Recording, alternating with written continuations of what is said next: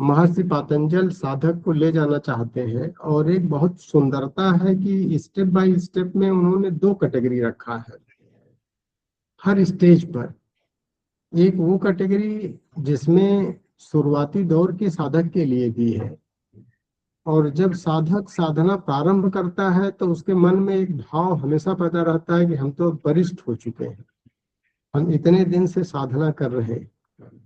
तो उनके लिए भी है कि जो वरिष्ठ साधक हैं वो कैसे साधना करें, और जो प्रारंभिक दौर के साधक हैं वो कैसे साधना करें।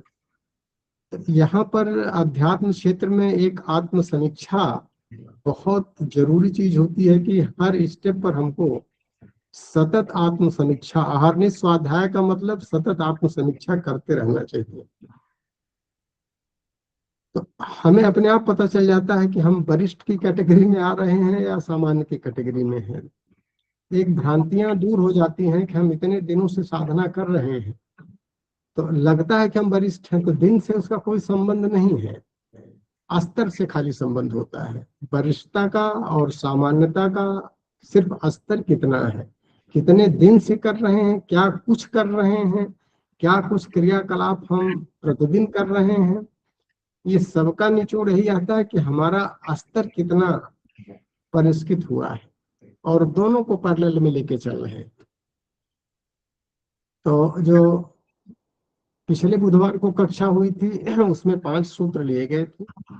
उसमें मेन आया था कि भाई चित्त वृत्तियों का निरोध ही, चित्त वृत्तियों का अनुशासन ही योग है। अब वृत्तियों का निरोध कैसे किया जाए, आज चौथी कक्षा है। पहली कक्षा में ये चर्चा आई थी, अमन भैया ने लिया था कि चित्त कितने तरह का है। दूसरी कक्षा में वृत्तियां कितने तरह की हैं। तीसरी कक्षा में चित्त की वृत्तियों का निरोध करने का उपाय क्या है।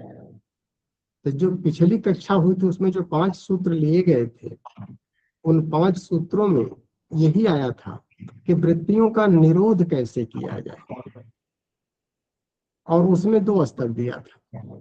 सूत्र क्या दिया था कि अभ्यास वैराग्याभ्याम तन निरोध, अभ्यास और वैराग्य। अभ्यास किसका, जो अष्टांग योग था उसमें पंचांग योग का अभ्यास सामान्य साधकों के लिए, और जो वरिष्ठ हैं उसके लिए जो अंतरंग 3 साधन है, धारणा ध्यान समाधि के स्तर पर पहुंच चुके हैं, जिन्होंने अपने अंतःकरण को परिष्कृत कर लिया है, उनको कहा जा सकता है कि हाँ वो वरिष्ठता की श्रेणी में आ गए।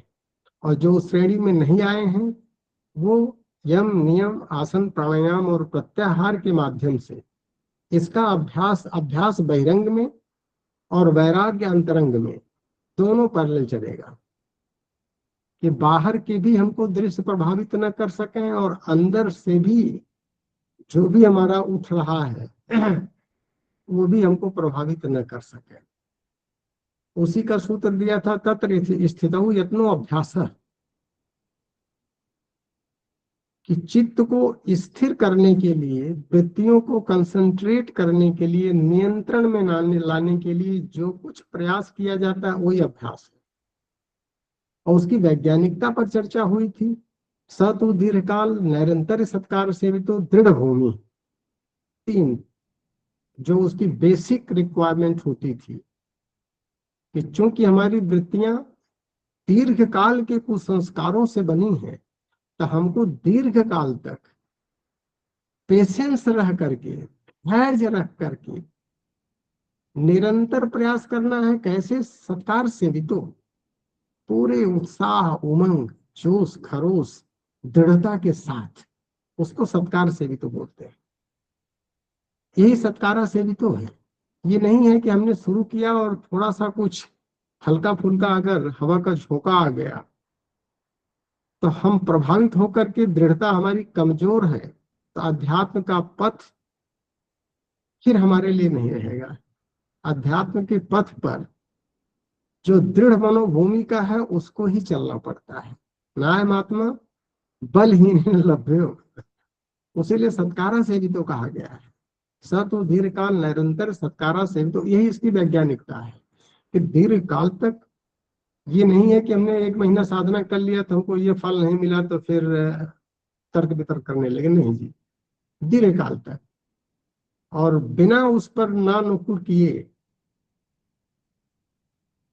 और निरंतरता बनाए हुए हमारे उत्साह में राई रत्ती भर भी कमी नहीं पड़नी चाहिए, भले परिस्थितियां हमारे प्रतिकूल होती जा रही हैं। उसके बाद फिर 2 स्तर का वैराग्य, उससे फायदा वैराग्य की तो अब अभ्यास का दे दिया। और वैराग्य भी 2 तरह का, एक सामान्य के लिए अपर वैराग्य और जो वरिष्ठ हैं उनके लिए पर वैराग्य, दोनों की परिभाषा दे दिया है। अपर वैराग्य में क्या है? दृष्टा अनुश्रविक विषय वितृष्ण वशीकार संज्ञा वैराग्यम। विषयों से जब वैराग्य होता है, और विषय की हमारी पहुंच कहाँ तक है? जो कुछ भी इंद्रियों के माध्यम से दृष्टिगोचर हो रहा उसको दृष्टा कहते हैं, और जो कुछ हमने शब्द प्रमाण से सुना है, वरिष्ठों से सुना है, गुरुओं से सुना है, शास्त्रों से सुना है, वो सारी चीजें आंसरिक है। तो जो दृष्टिगोचर हो रहा है और जो आंसरिक है, दोनों के माध्यम से जो विषय उत्पन्न हो रहे हैं उनसे जब तृष्णा हो जाए और हमारी इंद्रियां हमारे वशीभूत हो जाए, तो ये अपर वैराग्य है। और जो इस स्तर पर विषयों से वितृष्णा कर लिया वो सामान्य से ऊपर उठ गया। और जैसे सामान्य से ऊपर उठते हैं, फिर आता है सूत्र 5वां, तत्परम पुरुष ख्याते गुण वैतृष्णा। अब हमको वितृष्णा किससे उत्पन्न करनी है? प्रकृति के गुणों से। पहले स्तर पर सामान्य साधना में विषयों से वितृष्णा, और अगर विषयों से वितृष्णा को हम प्राप्त हो चुके हैं तो हम वरिष्ठ हो गए, यही आत्मसमीक्षा है। उसके बाद परम वैराग्य या पर वैराग्य। परम वैराग्य क्या है? तत्परम पुरुष ख्याते गुण वैतृष्णा। पुरुष ख्याति की प्राप्ति हो जाती है जब अपर वैराग्य सिद्ध हो जाता है। पुरुष ख्याति मतलब विवेक, वो विवेक जो पुरुष का साक्षात्कार कराने लगता है, प्रकृति और पुरुष में भेद दिखाने लगता है, और यही विवेक दृष्टि, इसी को परम वैराग्य कहा गया है। फिर इसको परिपक्व करना, इसकी दृढ़ भूमि बनाना, उसके लिए जब हम अभ्यास और वैराग्य करेंगे तो वो वरिष्ठों के लिए सिद्ध होगा। तो पिछली कक्षा अभ्यास और वैराग्य के ऊपर थी। अब इस अभ्यास और वैराग्य से जो उत्पन्न होगा फल, वो समाधि है। क्योंकि लक्ष्य क्या है? योग है। योग मतलब समाधि। जो साधक की चेतना है, उसकी व्यक्ति की चेतना, उसको हम आध्यात्मिक भाषा में व्यष्टि चेतना भी कह सकते हैं, कि हमारी व्यक्तिगत समझ जब समष्टिगत समझ के बराबर पहुंच जाए तो योग हो गया। जीवात्म परमात्म संजोगो नाम योग। जीव की समझ, जीव की चेतना जब परमात्मा की चेतना के समतुल्य हो जाए, उसमें सामंजस्य स्थापित हो जाए, हमेशा उसकी चेतना से जुड़ा रहे साधक, इसको समाधि कहा गया। सम आधि, वही योग है। अब आज समाधि पर चर्चा हम लोग कर लें कि जब चित्त वृत्तियों के परिष्कार का अभ्यास और वैराग्य करके अपर वैराग्य और पर वैराग्य, अब उसके बाद समाधि की अवस्था जो आती है, संप्रज्ञात और असंप्रज्ञात समाधि की विवेचना आज हम लोग कर लेते हैं 4 सूत्रों में। तो पहला सूत्र क्या है? वितर्क विचार आनंद अस्मिता रूप अनुगमात संप्रज्ञात। बड़ा महत्वपूर्ण सूत्र देता है। ये स्टेप बाय स्टेप अवस्थाएं होती हैं साधक की। जैसे जब हम शिक्षा जगत में जाते हैं, प्राइमरी में पढ़ाई करते हैं, वो वितर्क हो गया। प्राइमरी के बाद फिर मिडिल क्लास में चले जाते हैं, फिर वो विचार हो गया। मिडिल को पास करने के बाद फिर हम कॉलेज में घुस जाते हैं, हाई स्कूल इंटर करते हैं, वो आनंद हो गया। उसके ऊपर जाते हैं तो ग्रेजुएशन हो गया, अस्मिता हो गया, स्टेप बाय स्टेप। और ये चारों चीजें घटने लगती हैं, इसी से आत्म समीक्षा करके साधक अपने को ले जाता है कि हम वरिष्ठता क्रम में पहुंचे कि नहीं पहुंचे। तो संप्रज्ञात का मतलब प्रज्ञा है तो सम्यक साधना जो हम करते हैं इसको सचेत ध्यान। संप्रज्ञात मतलब उसमें हम अपनी चेतना हमारे नियंत्रण में चलती रहती है, इसीलिए इसको संप्रज्ञात कहते हैं। सम्यक साधना, सचेत साधना, ध्यान की साधना, इसमें हमारी वृत्तियां रहती हैं, संस्कार भी रहता है, इसीलिए इसको सबीज समाधि कहा गया है। इसमें विकल्प उपलब्ध है, ये सारे विकल्प हैं, वितर्क है, विचार है, आनंद है, अस्मिता है, इसीलिए सविकल्प समाधि भी है।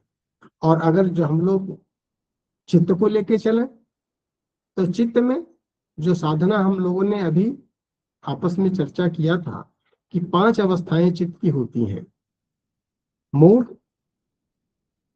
क्षिप्त, विक्षिप्त और एकाग्र, लास्ट में जो निरुद्ध होता है। तो एकाग्र की साधना जो है, जब हम एकाग्र में हो जाते हैं, त्राटक परिपक्व होने लगता है। अगर पंचकोश की साधना कर रहे हैं तो त्राटक मान के चले कि जब त्राटक हमारा परिपक्व होने लगता है तो संप्रज्ञात समाधि की स्टेज हमारी पहुंच जाती है।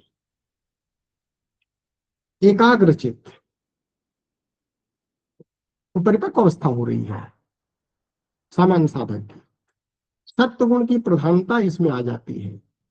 विक्षिप्त में सत्व गुण तो रहता है, लेकिन रजस का विक्षेपण होता रहता है, और जब रजस का विक्षेपण समाप्त हो जाता है तो सत्व गुण प्रधान हो जाता है। तो धीरे धीरे इसको मोटे तौर पर ये कहा जा सकता है, स्थूल से सूक्ष्म और सूक्ष्मतर की ओर हम आगे बढ़ते चले जाते हैं।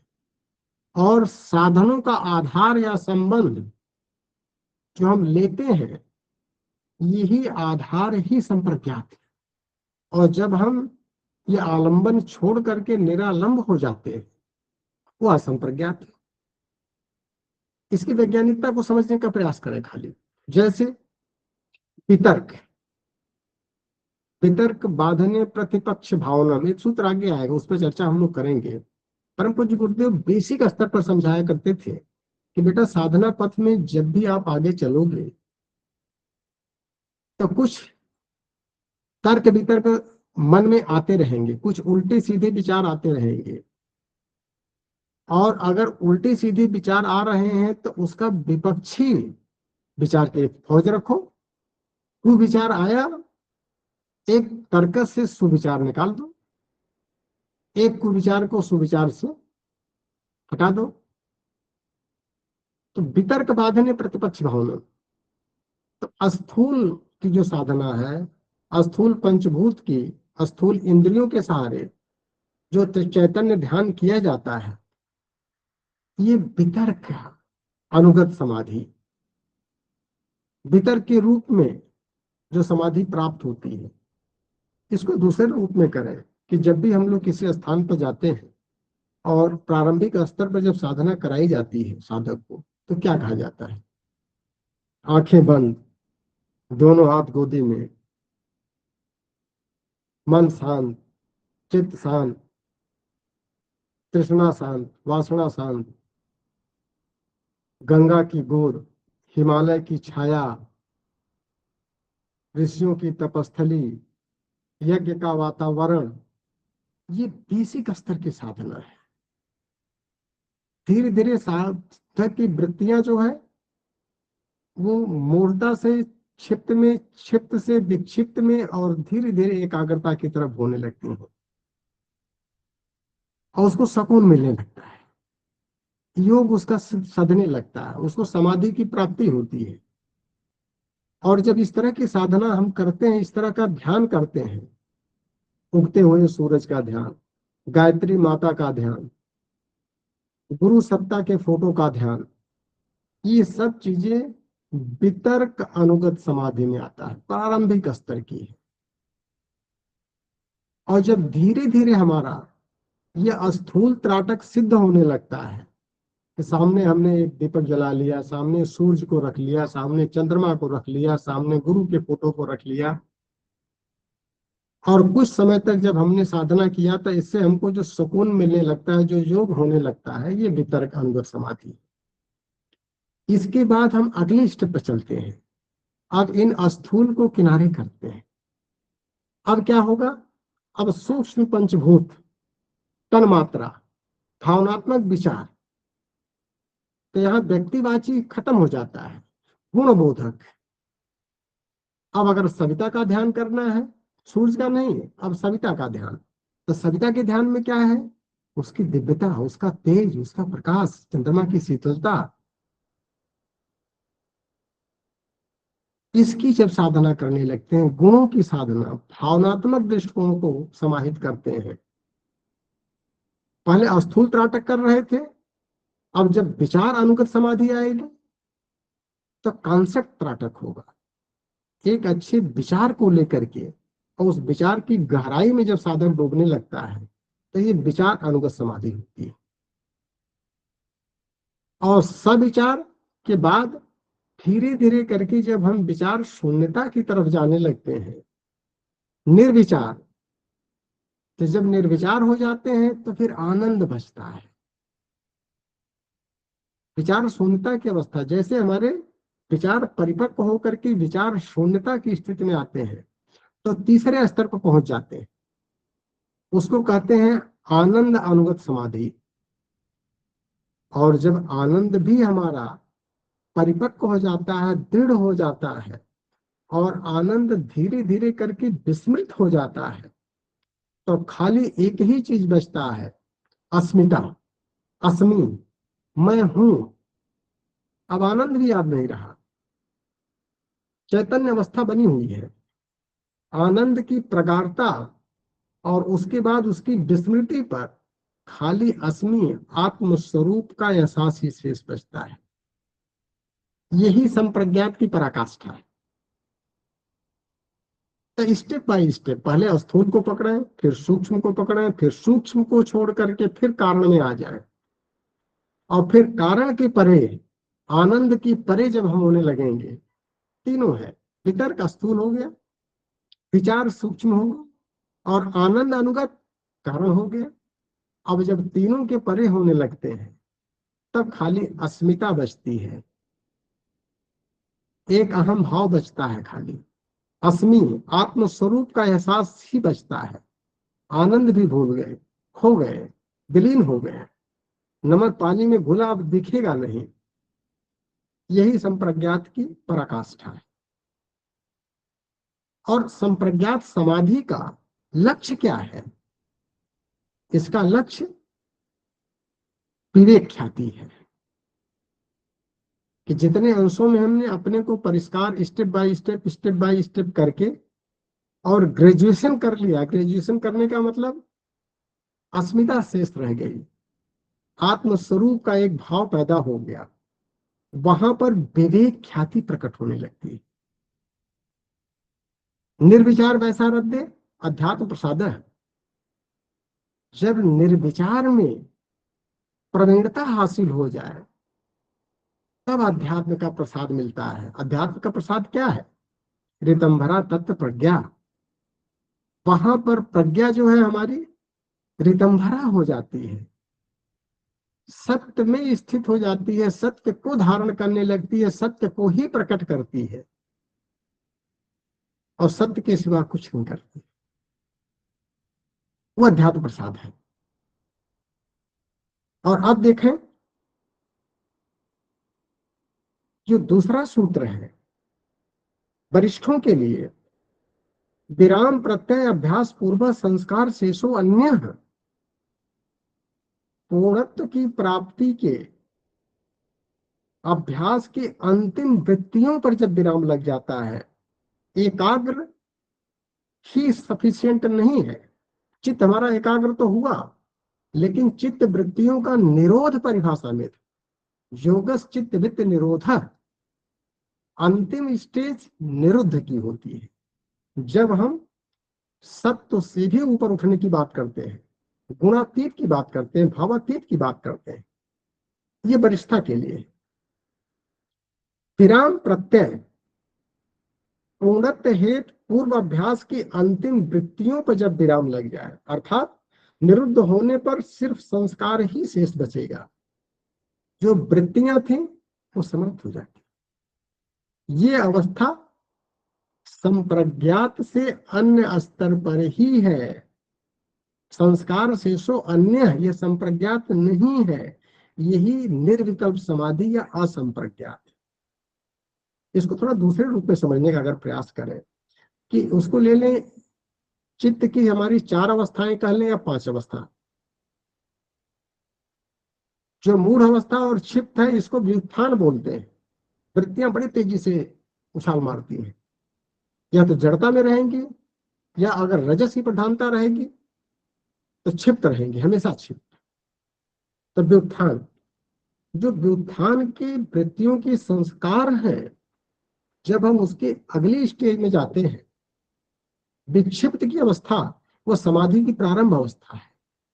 तो जो समाधि की प्रारंभ अवस्था में जो संस्कार आते हैं, वो संस्कार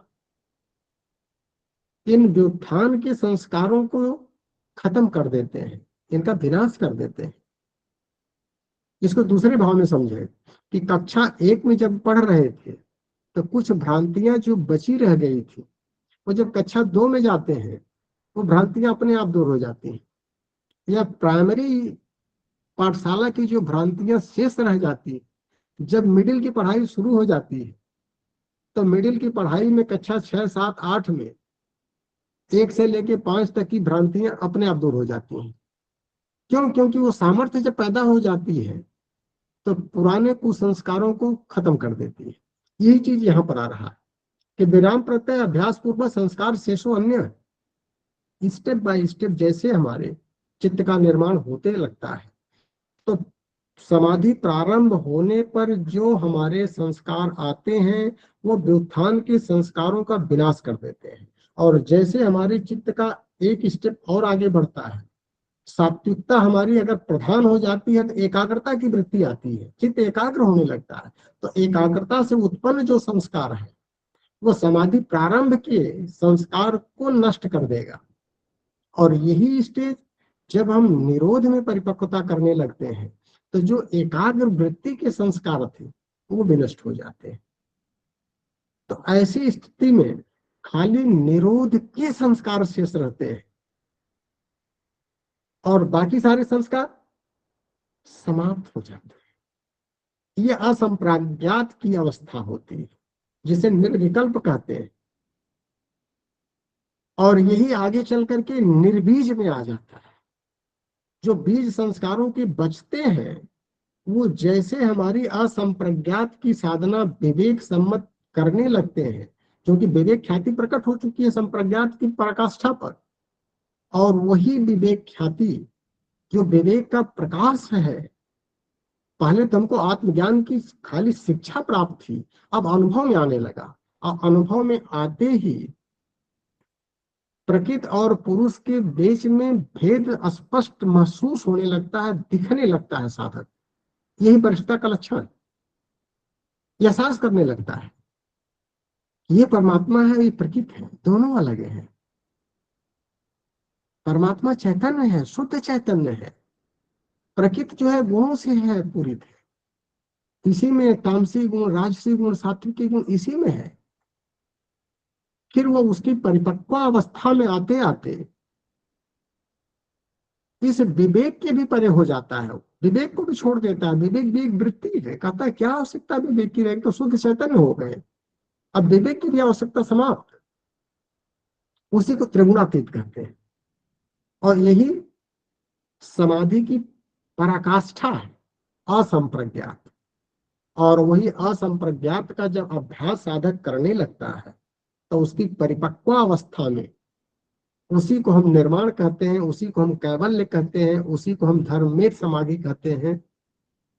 वननेस आ जाता है, प्रकृति के गुणों के पार होने लगता है। और अंततः चित्त व उसके दग्ध बीज संस्कार अपने कारण में विलीन हो जाते हैं। यही निर्बीज समाधि, कोई बीज ही नहीं बचता उसके बाद, मतलब न पुनरावर्तते, फिर जन्म मरण के बंधन से फुर्सत पा जाता है। और अब इसके आगे देखें, फिर आता है 19वां सूत्र, भव प्रत्यय विदेह प्रकृत लया नाम।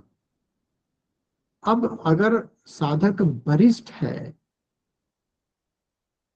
यहां पर वरिष्ठ का पहले ले लिया है, वरिष्ठ साधक है, तो उसके लिए जो जन्म है वही उसका कारण बनता है, माध्यम बनता है, साधन नहीं। तुलसीदास जी ने जो एक बहुत बढ़िया चौपाई दिया है कि बड़े भाग्य मानुष तन पावा, सुर दुर्लभ सदग्रंथन गावा, साधन धाम मोक्ष कर द्वारा, पाई न जेह परलोक संवारा। वहां शरीर साधन है, ये सामान्य के लिए, लेकिन वरिष्ठों के लिए साधन नहीं है। वरिष्ठों के लिए यहां पर भाव प्रत्यय है, वही मोक्ष का कारण है। जन्म लिया ही है, जन्म लेना ही उसका एक कारण है। पैदा होते ही वो वरिष्ठता के साथ प्रज्ञात, क्योंकि संप्रज्ञात उसका सिद्ध हो चुका है। अब उसने अगर दूसरा जन्म लिया है तो प्रारंभ से ही अंतःकरण उसका परिष्कृत हो चुका है, पवित्र हो चुका है। अब उसको सीधे परम वैराग्य की साधना शुरू कर देता है। प्रारंभिक दौर पर शुरुआत में संप्रज्ञात की करता है, नहीं तो फिर असंप्रज्ञात में सीधे आ जाता है, क्योंकि भाव प्रत्यय विधेय प्रकृत लया ना। अपना माइक ऑन ऑफ कर ले, किसी का माइक आ रहा है, रितु जी अपना माइक ऑफ कर ले। विदेह वो प्रकृत लय जोगी का जन्म जो है असंप्राज्ञात समाधि का माध्यम है, साधन नहीं है। साधना तो उसने पूर्ण कर लिया है, अब उसको खाली असंप्रज्ञात में परिपक्वता हासिल कर, उसकी संप्रज्ञात की साधना पूर्ण होने के बाद जो वो शरीर धारण कर रहा, वो भाव प्रत्यय, भाव मतलब जन्म, प्रत्यय मतलब कारण, जन्म का कारण ही उसका है। विदेह प्रकृत लया नाम। विदेह समाधि क्या है? वितर्क समाधि द्वारा तत्व दर्शन से शरीर से अहम भाव मिटा लेना ही विदेह है। ये वितर्क समाधि है। जब हम वितर्क समाधि, स्थूल की जो साधना करने लगते हैं, उससे जो हमको समाधि प्राप्त होती है वो विदेह अनुगत समाधि, यही वितर्क है। और विदेह के अलावा जो तीन की चर्चा हुई थी, विचार अनुगत, आनंद अनुगत और अस्मिता अनुगत समाधि, ये तीन क्या करते हैं? ये उससे उच्चतर संप्रज्ञात साधनों द्वारा प्रकृति के रहस्यों का साक्षात्कार करते हुए अपर वैराग्य सिद्ध कर देते हैं, और वो प्रकृति को भी लय कर देते हैं। मतलब संप्रज्ञात योगी प्रकृति के व्यवधान से ऊपर उठ जाता है।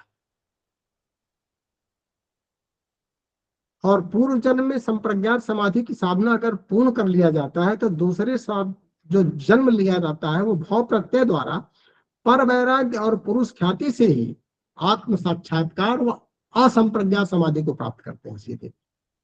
लेकिन जो सामान्य साधक है, ये स्टेज तो बिरलों को मिलती है जिन्होंने अपनी संप्रज्ञात समाधि की साधना पहले पूर्ण कर लिया है।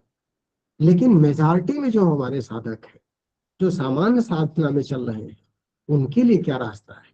बड़ा इंपॉर्टेंट सूत्र। अन्य समान साधकों के लिए जो सामान्य साधना बताई गई है, 20वां सूत्र, श्रद्धा वीर्य स्मृत समाधि प्रज्ञा पूर्वक इतरी सा। अन्य सभी सामान्य साधकों के लिए स्टेप बाय स्टेप अध्यात्म क्षेत्र में सबसे पहली आवश्यकता पड़ती है श्रद्धा की, चरणबद्ध साधना। श्रद्धा के बिना हम एक कदम भी आगे नहीं बढ़ सकते हैं। और श्रद्धा क्या है?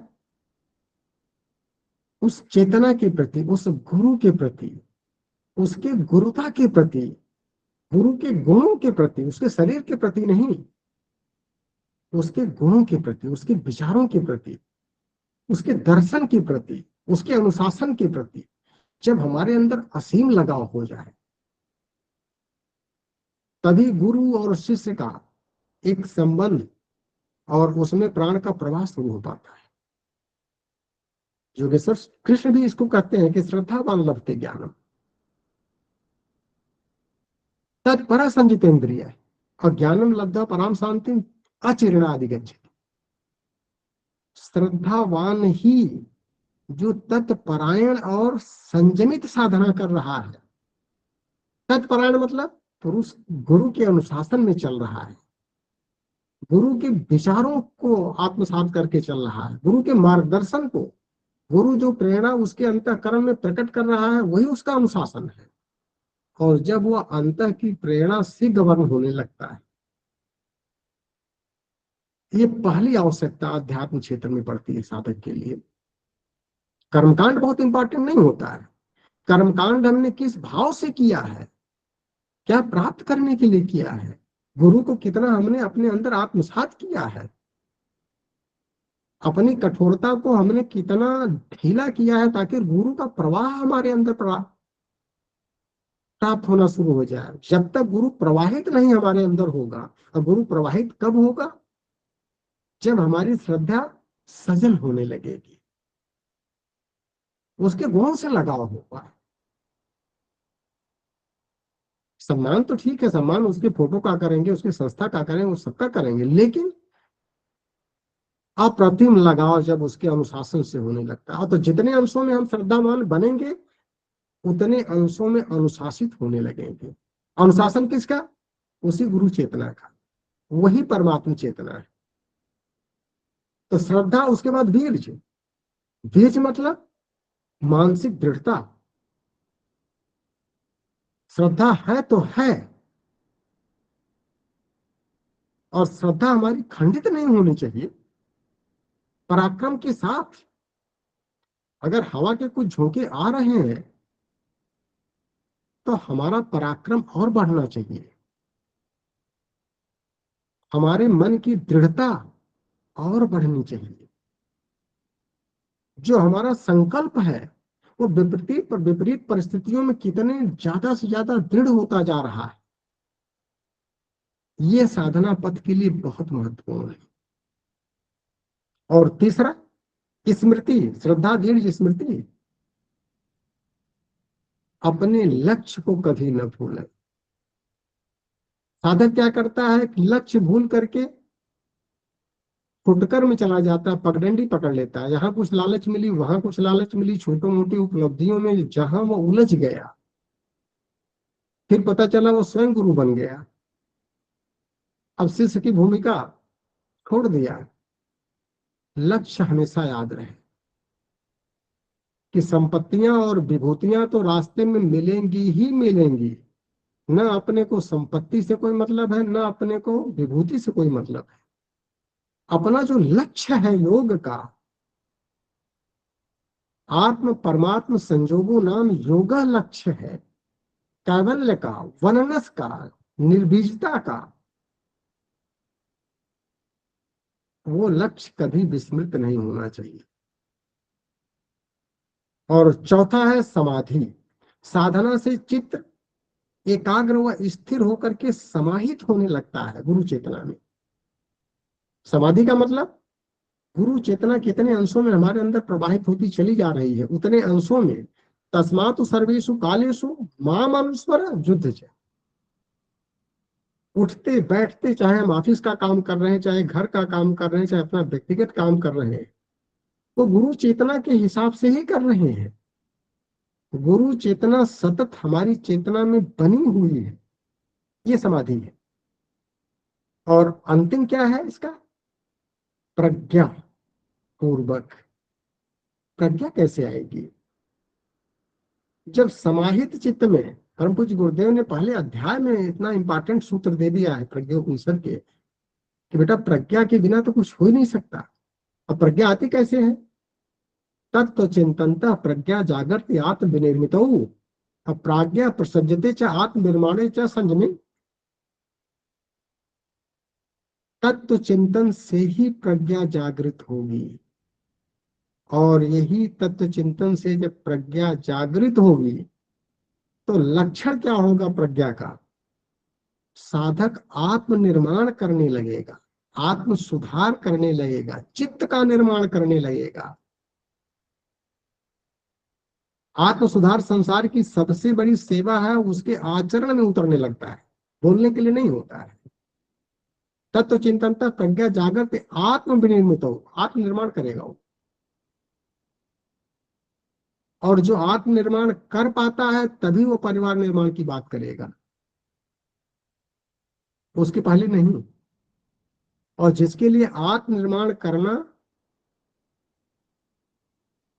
संभव हुआ है, वही समाज का निर्माण, परिवार का निर्माण और विश्व का निर्माण करना उसके लिए बहुत आसान है।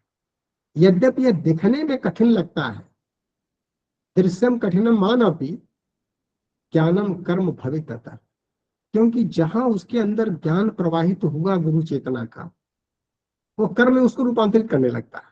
और यही सिद्धांत है। तो यही 5 चीज, श्रद्धा, धीर्य, स्मृति, समाधि और प्रज्ञापूर्वक साधक धीरे धीरे करके अपने को संप्रज्ञात की अवस्था में परिपक्व करके और फिर असंप्रज्ञात की तरफ बढ़ेगा। तो वरिष्ठों के लिए भी दे दिया इन्होंने समाधि, और सामान्य साधकों के लिए भी रास्ता दे दिया। तो संप्रज्ञात और असंप्रज्ञात, असंप्रज्ञात में जो लक्ष्य है वो कैवल्य है, और निरालंब होकर के चलना पड़ता है, किसी का सहारा नहीं, चैतन्यता के परे हो जाता है साधक। और जब तक चैतन्य ध्यान है तब तक संप्रज्ञात। तो संप्रज्ञात में हम स्थूल से सूक्ष्मतर होने लगते हैं। पहले हम स्थूल साधनों का, फिर हम सूक्ष्म साधनों का, फिर कारण का, और फिर कारण के परे अस्मिता का। ये संप्रज्ञात समाधि हुई। और असंप्रज्ञात में हमारी चैतन्यता ही समाप्त हो जाती है, अस्मिता रह जाती है खाली। वही अस्मिता का भाव, वही हमारी प्रज्ञा को परिचित करके रितंभरा में कन्वर्ट कर देता है।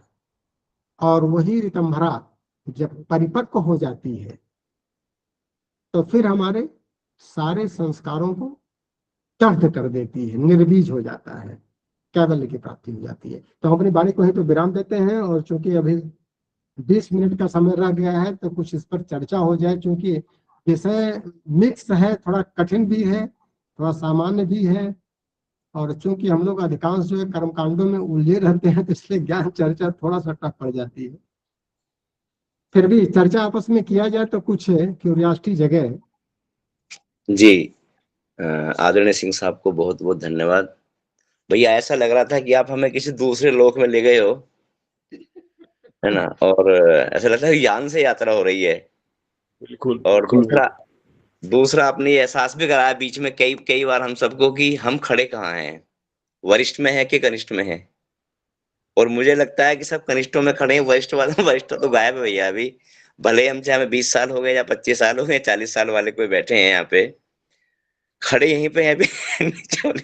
तो 2 एहसास कराए आपने अध्यात्म में आत्म समीक्षा बहुत जरूरी है। और अध्यात्म ये की आत्म समीक्षा दो ही करता है, या तो गुरु या तो स्वयं।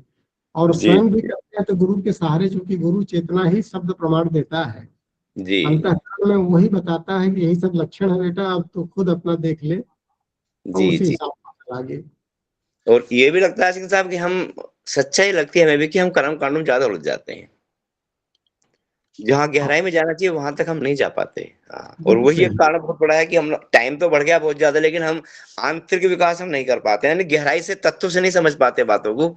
और ये समझ लेते हैं बस 5 माला हो जाएंगे, 11 माला हो जाएंगे तो सब काम कंप्लीट हो जाएगा। सर तो इसीलिए ठीक है। पहले अध्याय में ही उन्होंने दे दिया है कि तत्व चिंतन के बिना प्रज्ञा जो है जागृत हो ही नहीं सकती। जी, और जी। संप्रज्ञात में प्रज्ञा के सहारे ही साधक जो है हम्म।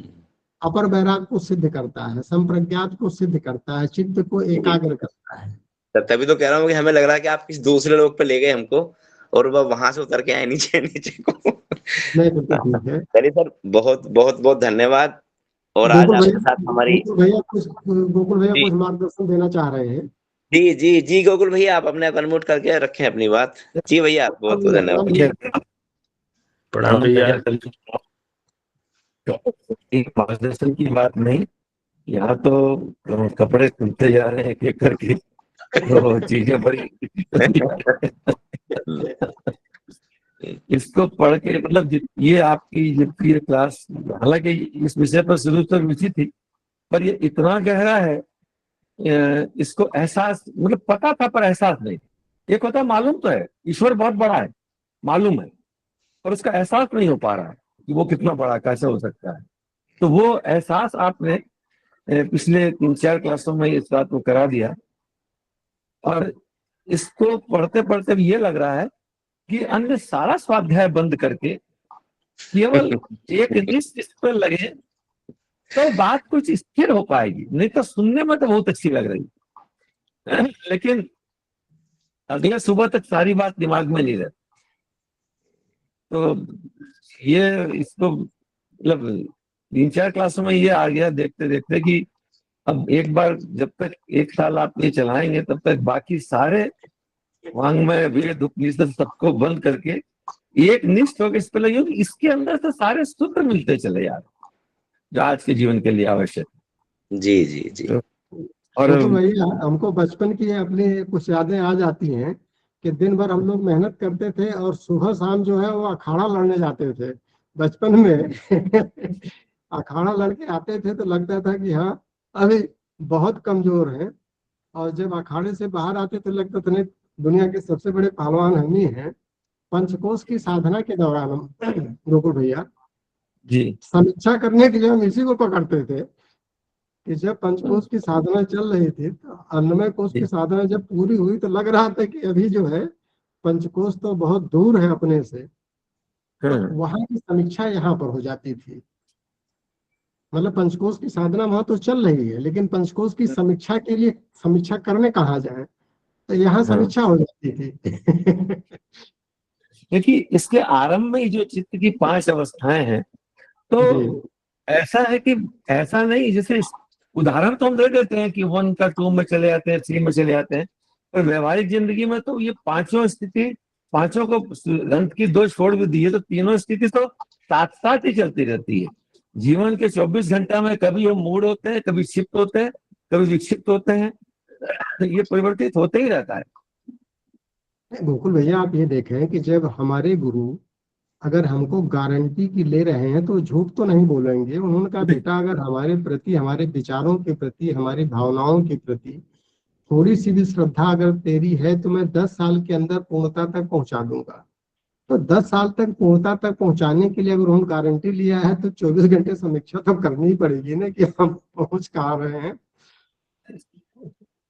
हम तो ये चाहेंगे कि कभी मौका मिले तो पूरा 5-7 या 9 दिन का एकदम केवल योग दर्शन पर आप कहीं एक साधना सत्र लेते रहे तो हम लोग को ज्यादा ये बहुत होता है। इंपॉर्टेंट है क्योंकि अब उन्होंने जो व्याख्या दिया है तो ये बहुत आवश्यक पड़ जाती है, क्योंकि सारे दर्शन का जब तक इसको नहीं समझ पाएंगे तब तक फिर कहाँ तक हम लोग चल पाएंगे। जब उन्होंने शुरू में ही लिख दिया कि बेटा कर्मकांड जो है बहुत अगर फायदेमंद रहेगा तो 1% तुमको हेल्प कर सकता है, और वही खाली बेसिक आधार बनाने के लिए। अब कर्मकांड केवल यज्ञ ही नहीं, ये तो पढ़ना भी एक कर्मकांड हो गया है। तो बिल्कुल सही है। जी, सही कह रहे हो भैया, बिल्कुल सही कह रहे हो। तो प्रणाम। बाकी कहीं से जिज्ञासा कुछ हो तो थोड़ा सा उसको भी रखा जाए, नहीं तो हाँ जी पता चला भैया, कि लोग कहेंगे कि भाई हमारे स्तर सबके स्तर का है, सबके लिए इसने दिया है जी भैया, 45 मंच घंटे खुला का। हुआ है, कोई भी अपनी बात रख सकते हैं, बाकी सभी लोग। क्लास बहुत अच्छी है और बिल्कुल सही दिशा में जा रही है। आज भैया संख्या भी हमारी 95 तक पहुंची है। हाँ, विपिन भैया का हैंड रेज है, आप भैया अपने आप को अनम्यूट करके अपनी सर, बात रखें। सभी को मेरा प्रणाम सर। विपिन कुमार बोल रहा हूँ ग्वालियर से। जी जी, सर, बोलिए भैया। बहुत दिन पहले नीतीश भारद्वाज जी ने गीता का उपदेश दिया था। तो आज बिल्कुल ऐसी ही फीलिंग हो रही थी जिस टाइम वो गीता का उपदेश सुन रहे थे हम उनके मुख से। तो आज सेम वही फीलिंग गई जब सर ने मतलब स्पीच दी और जो अध्यात्म के बारे में जो ज्ञान दिया ना, तो आज इतना मतलब मन ऐसा गया जैसे कभी गीता का उपदेश सुना था। तो आज बहुत मन को शांति मिली और बहुत अच्छा लगा। धन्यवाद सर, थैंक यू। बहुत बढ़िया जी भाई। विपिन भैया। लेकिन निश्चय आप देखें कि जो योग है, ये योग का पहला सूत्र योग का अनुशासन है। यहाँ पर आप बिल्कुल मान के चलें विपिन भैया कि बिल्कुल कोई उपदेश नहीं है, ये व्यवहार में कैसे उतारा जाए। और हर व्यक्ति के लिए महर्षि पतंजलि ने ये रास्ता बताया, इसलिए पहला ही उन्होंने दिया है कि अथ योगा अनुशासनम। अनुशासन का मतलब है ये व्यवहार में उतारने का है, ये खाली सुनने सुनाने का नहीं है। व्यवहार में उतारने में जहां दिक्कत आ रही है, वहां पर हम सबको आपस में मिलजुल करके चर्चा कर लें कि इस तरह का कर रहे हैं, यहाँ ये दिक्कत आ रही है, तो उस पर जो वरिष्ठ लोग हैं वो अपने अनुभव साझा करेंगे, ताकि हम सब जो है कुछ लाभ लेके जाए। कुछ अगर हाथ में नहीं मिला तो फिर तो सब प्रवचन बेकार हो गया। तो और किसी का कुछ अगर प्रश्न हो तो? हाँ, हाँ मनीषा दीदी क्या है? जी, मनीषा जी आप अपना माइंड अनम्यूट करें और अपनी बात रखें। जी प्रणाम भैया, सभी साधकों को मेरा प्रणाम। प्रणाम प्रणाम प्रणाम। दीदी। जी भैया, मेरा प्रश्न ये था कि चित्त की वृत्तियों का निरोध गृहस्थ में रहकर कैसे करें? गृहस्थ में ही तो रह के करना है। ये सारा क्लास कैसे गृहस्थ कैसे पढ़ाएंगे करें दीदी। भैया? हम गृहस्थ कहीं में तो सन्यासी काम थोड़े क्रोध हैं, हम लोभ भी तो मोह घर से परिवार वाले कैसे बच हैं। पाएंगे? गृहस्थ में रहकर इनको कैसे कर पाएंगे? चित्त की वृत्तियों का निरोध कैसे कर पाएंगे? इसका थोड़ा सा समझाएंगे। हाँ, कहाँ दिक्कत आ रही है हमको वो बताएं दीदी। क्योंकि आपके सामने जो बैठे हैं वो कोई बाबा नहीं है। आप जानती हैं तो हम गृहस्थ वाले ही हैं, और बड़े गृहस्थ वाले हैं। आपसे बड़ा लफड़ा पाल के रखे हैं। काम क्रोध लोभ मोह भैया कैसे निकलेंगे? ये तो गृहस्थ में रहते हुए तो ये आएंगे ही, ये वृत्तियां नहीं खत्म हो रही है। इसीलिए दीदी तत्व की चर्चा हम लोग करते हैं कि जैसे मान लीजिए क्रोध आ रहा है, तो क्रोध का एक देखें कि क्रोध करने से नुकसान किसका हो रहा है। और क्रोध में अगर जिस कारण से क्रोध आ रहा है उस कारण का समाधान अगर हम कर लें, इसको जब तक हम एक चिंतन भाव से नहीं सोचेंगे, इसीलिए जो पहला दिया गया वितर्क अनुगत समाधि। वितर्क का मतलब हम लोग तर्क वितर्क आपस में चर्चा कर लें, कि जो पहले उसको जब हम चर्चा करेंगे तो हमको महसूस होगा कि हाँ, हमारे क्रोध से दोनों नुकसान हुआ। हमने स्वयं का भी नुकसान किया और सामने वाले का भी नुकसान किया। उसके अंदर सुधार हमारे क्रोध से नहीं आएगा। जब भी सुधार होगा तो आत्मीयता से ही हो पाएगा। गुड। तो आत्मीयता को हम कैसे लाओगे? यही वितर्क वितर्क अनुगत समाधि है दीदी।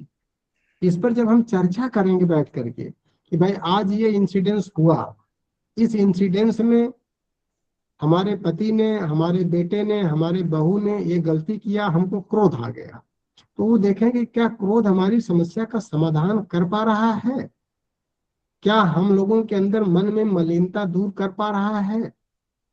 क्योंकि क्रोध खाली क्षणिक तो होता है, और क्रोध में चूंकि चर्चा विवेक की चल रही है, और क्रोध सबसे पहला विवेक को ही नष्ट करता है। जी विवेक तो मान लीजिए 1 पैसे का विवेक आया, 2 पैसे का आया, 3 पैसे का आया, 100 पैसे का आया। क्रोध आ गया तो 50 पैसे का विवेक नष्ट। जी। तो जब ये ज्ञान हो जाएगा, इसी को तत्व चिंतन कहते हैं। इसीलिए पहले वितर्क अनुगत समाधि लिया गया है। ये चिंतन जब हम, में तो ये हाँ दीदी, चिंतन तो बाद में होता है, ये तो एकदम अचानक से आता है। जो नुकसान होता है उस टाइम उसकी कैसे हो उसका? उसी को जब ज्ञान होने लगेगा हमको, जब ज्ञान होगा तो हम उसके ऊपर नियंत्रण स्थापित करने के लिए उसी के लिए अभ्यास और वैराग्य करेंगे ना। अभी जो जी कल की क्लास हुई थी पिछली, कि ये वृत्तियों का निरोध जो है, क्रोध की वृत्ति आ गई, उसी वृत्तियों का कंट्रोल करना है। अब कंट्रोल करने के लिए अभ्यास और वैराग्य। वैराग्य मतलब ज्ञान, अभ्यास मतलब कि आगे देखते हैं कि इस तरह सा आप मैटर आता है तो क्रोध। हमसे बड़ा क्रोधी बहुत कम हमने देखा था दीदी, अपनी लाइफ में हमने देखा। हम किसी से नहीं डरते थे तो सिर्फ अपने क्रोध से। अगर क्रोध आ गया तो हम भूल जाते थे कौन सामने है, कौन क्या बिगाड़ लेगा। इतना क्रोध था। अब मंद मंद मुस्कान आती है उन परिस्थितियों को याद करके, अब लोग आते हैं तो उसी डर के साए में आते हैं, हम कहते हैं अब हम क्रोध करना बंद कर दिए, आप बिल्कुल क्रोध नहीं करेंगे, आप बिल्कुल निश्चिंत रहिए। जी, अभ्यास किया तो अभ्यास करने से ये सुधर जाता अभ्यास, है। हाँ, सबसे बड़ी बात है अभ्यास कर। अभ्यास, बिना अभ्यास के कहा अभ्यास वैराग्य, तो चर्चा हुई तो हुई थी। जी जी, बिल्कुल भैया जी, जी। धन्यवाद। अभ्यास और वैराग्य दोनों। अब वैराग्य क्या, वही ज्ञान जो चर्चा चल रही है। किसी को जब ज्ञान प्राप्त होने लगता है थोड़ा थोड़ा, कि लगता है हमारा बहुत बड़ा नुकसान हो गया इस क्रोध करने से। जी एक जी क्रोध में अगर हमने मार दिया किसी को, उल्टा पुल्टा हाथ मार दिया किसी को, गलत जगह चोट लग गई, वो समस्या पैदा हो गई, तो अगली बार से वो गलती नहीं करेंगे, उसी को वैराग्य कहते हैं। और अभ्यास धीरे धीरे करके नियंत्रण होने लगता है कि चलो भाई, अब कल हमने किया था, अब आज अगर इस तरह की घटना घटेगी तो नहीं करेंगे। बिल्कुल तो भैया बिल्कुल। मुझे क्या लगता है कि पहले हमको इसको पूरा थ्योरेटिकली अच्छे से समझना पड़ेगा, तब प्रैक्टिकल में हम उसको एग्जामिन कर पाएंगे कि किस जगह पर हम अटके और कहाँ पे लिए। बिल्कुल ठीक है गोकुल भैया, बिल्कुल ठीक है। इसी को जो पहला स्टेज अगर दिया गया था, क्योंकि 5 सूत्रों की व्याख्या करनी थी, आज तो हमने 4 ही लिया था। अगर एक सूत्र की व्याख्या करनी होती तो फिर वितर्क पर पूरा फोकस करते, कि जो हम लोगों की समस्या है, संप्रज्ञात की जो 4 स्टेज बताई थी, तो 4 स्टेज में प्राइमरी कक्षा का मतलब वितर्क समाधि, मिडिल कक्षा का मतलब विचार समाधि, सेम बात। हाई स्कूल इंटर का मतलब आनंद अनुगत समाधि, और ग्रेजुएशन का मतलब हो गया अस्मिता समाधि। उस पर विशेष चर्चा फिर करना पड़ेगा, एक एक बिंदुओं पर। इसीलिए कहते हैं कि एक एक सूत्रों के ऊपर अगर गहन चर्चा की जाए तब उसका खुलासा ज्यादा होगा।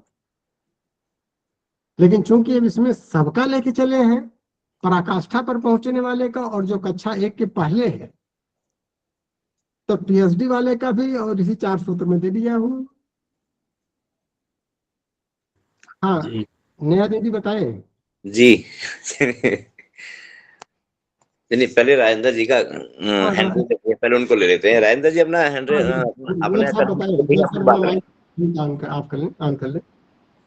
जी भैया प्रणाम। प्रणाम भैया, अपना प्रणाम। भैया जो आपने अभी एक श्रद्धा के बारे में बताया, हाँ श्रद्धा और विश्वास में दृढ़ता, जैसे विश्वास तो पूरा है, श्रद्धा पूरा है, गुरुदेव सबके प्रति है, लेकिन कभी कभी अचानक जैसे हम कोई काम करते हैं तो लगता है हमने किया, तो वहां फिर झटका लगता है, अरे यहाँ तो श्रद्धा में कमी आ गई, हमने जहाँ हमारी बात आ गई तो श्रद्धा और विश्वास तो यहाँ हट गया। इस तरह कभी जब कोई चीजें परेशानी आई तो फिर ये दिमाग में नहीं आया कि गुरुदेव ने परेशानी हमारी अच्छाई के लिए दिया है, तो वहाँ श्रद्धा में हमें कमी लगने लगती है कि हमारे श्रद्धा और विश्वास में कमी है, तो इस पर दृढ़ता कैसे ले आए। भैया, वो श्रद्धा होती ही नहीं है, उसको तो अंधश्रद्धा। जितने लोग सुबह से लेकर शाम तक गुरु गुरु गुरु गुरु करते हैं, वो मान के चले, ये थोड़ा सा कड़ा शब्द है, उनके अंदर श्रद्धा भाव नहीं रहता। श्रद्धा का मतलब अनुशासन से होता है। और जी अगर वही गुरु के अनुशासन प्रति वाली बात। श्रद्धा आपके अंदर आ गई तो गुरु शब्द आपकी जबान पर नहीं आएगा, जी जी उसको आप अंदर प्रवाहित हो रहा है। तो यहाँ तो चर्चा का विषय बन रहा है। आप देखें कि स्वामी विवेकानंद की श्रद्धा अपने गुरु के प्रति आई, बहुत रेयरली उन्होंने कभी चर्चा किया गुरु की, अंतःकरण में दबाए रहे, उसके इशारे पर नाचते रहे। यहाँ हम गुरु को अपने इशारे पर नचाने का प्रयास करते हैं और मुंह से बोलते हैं श्रद्धा। श्रद्धा अपने आचरण में होनी चाहिए। अनुशासन और आचरण में और कमी लग। श्रद्धा श्रद्धा अगर हमारे आचरण में है, तो जितने अंशों में हम गुरु के अनुशासन में अनुशासित हो पाए हैं, उतने अंशों में श्रद्धावान है। श्रद्धा कहने और सुनने का विषय नहीं है, बिल्कुल सही बात। प्रवाहित बिल्कुल होने का विषय है। और जितने अंशों में श्रद्धा हमारी बढ़ेगी, उतने अंशों में हम धीर्यवान होते चले जाएंगे। श्रद्धा ही सामर्थ्य को पैदा करती है, और सामर्थ्य के लिए विपरीत परिस्थितियां, संघर्ष से ही सामर्थ्य का उद्भव है। ये सूत्र है। परम पूज्य गुरुदेव के प्रति श्रद्धा है तो समस्याएं आएंगी ही आएंगी, जी जी, लेकिन और वहाँ समस्याएं देने वाला भी वही है और सामर्थ्य भी देने वाला वही है। क्योंकि सामर्थ्य का उद्भव संघर्ष से ही होता है। तो हमारी श्रद्धा भी टूटी तो श्रद्धा थी ही नहीं, तो टूटेगी कहाँ से? वो तो अंधश्रद्धा थी, सतही श्रद्धा हम कह लें। चर्चा करने से श्रद्धा का कोई संबंध नहीं होता है। नहीं वो तो अपने आचरण में उतारने वाली बात है। जो बिल्कुल वही। शासन में कहीं कमी आई तो तो आप वो ये देखिए कि गुरु की श्रद्धा अपने गुरु के प्रति किस कदर थी।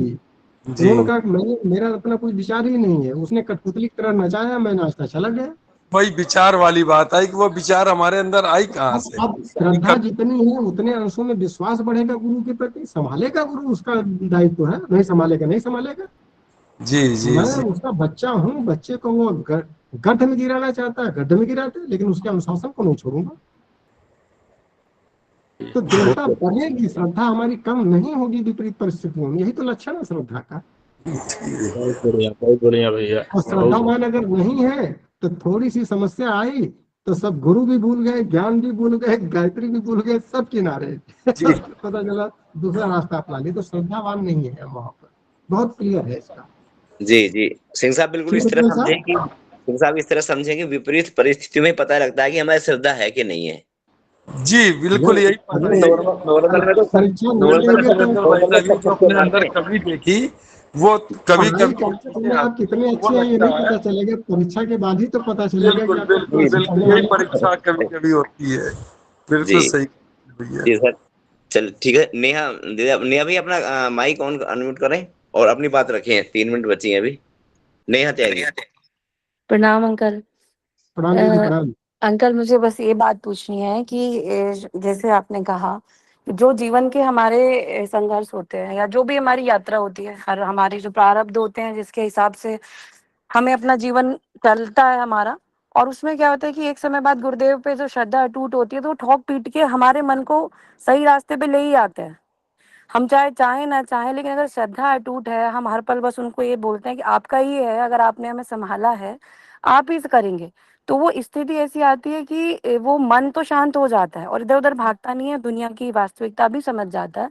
लेकिन वो जो अनजाने में जो भी गलतियां हुई हैं, जब तक वो बुद्धि हमारे अंदर आई नहीं, सेकेंड प्रज्ञा आई नहीं, वो जो इमोशनल बैगेज हम लेके चलते हैं, वो जो इमोशनल बैगेज है वो हमारे अंदर, वो हमारे मन को कहीं ना कहीं भारी कर देता है।